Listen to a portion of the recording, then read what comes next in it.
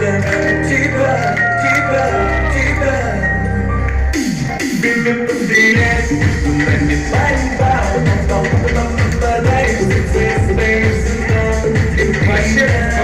красавчик, честно, слово. Я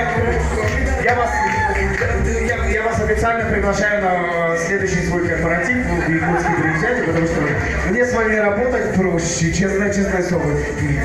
Молодцы, красавчик. Дальше. Вы показывали? Вот, ой. Звезды.